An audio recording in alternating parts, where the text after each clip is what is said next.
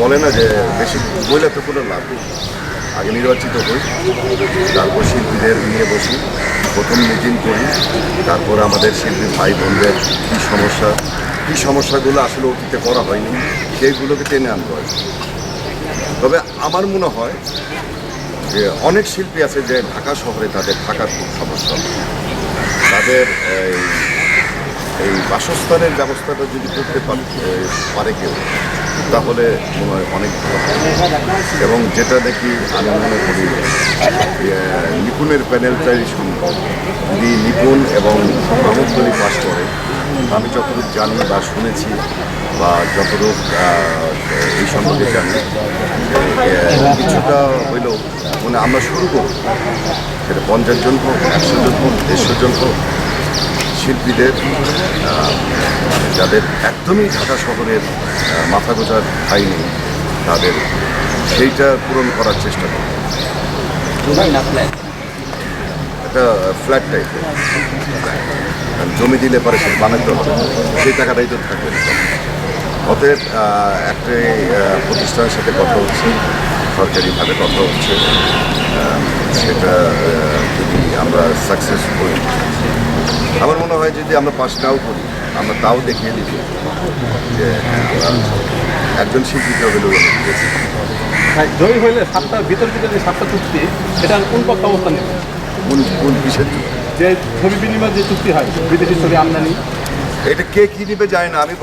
আমি কিন্তু বিদেশি ছবি কাজ করেছি। যখন মান্না বেঁচে ছিল, আমরা কাপড়ের কাপড় পরেও কিন্তু আন্দোলন করেছি।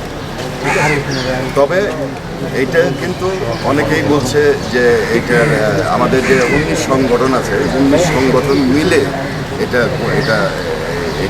করেছে, আইনটা করেছে। এই জিনিসটা মনে করেন যে আসলে বিদেশি ছবির, আমাদের ছবির পাশাপাশি বিদেশি ছবি চলতেই পারে, কিন্তু এইটা খুঁটিয়ে দেখা উচিত যে আমাদের ছবিগুলো ওই দেশে চলে। দেখা গেল ওই দেশের একটা সুপারহিট ছবি আমাদের দেশে চললো, আমাদের একটা বস্তা একটা ছবি, কম পয়সার একটা ছবি দিয়ে চেঞ্জ করে ওরা নিয়ে সেটা ফেলেই রাখে। এটার বিপক্ষে আরেকটা জিনিস মেনটেন করতে হবে যে আমাদের কোনো ছবি যদি রিলিজ হয়, যেরকম কয়েকদিন আগে 2টা ছবি রিলিজ হয়েছে, 3 নাম্বার ছবি রিলিজ হয়েছে, ছবির নামটা উব্বা নাকি, এই ধরনের জিনিস থেকে আমাদের মনে হয় যে আগামীতে শিল্পী সমিতি এই ব্যাপারে খুব কঠোরভাবে প্রতিবাদ করার চেষ্টা করছে। কারণ আমাদের 2টা ছবি চলছে, সেখানে আরেকটা ছবি কেন আসবে বাইরের ছবি? এটা তো দায়িত্ব আসলে প্রযোজক সমিতিটা যদি স্ট্রং হয়, এবং যেহেতু এখন প্রশাসক চালাচ্ছে, তা আমার বিশ্বাস যখন প্রযোজক সমিতিটা পূর্ণাঙ্গভাবে চলে আসবে, তখন এই অরাজকতাগুলো, এই অন্যায়গুলো আর কমে যাবে।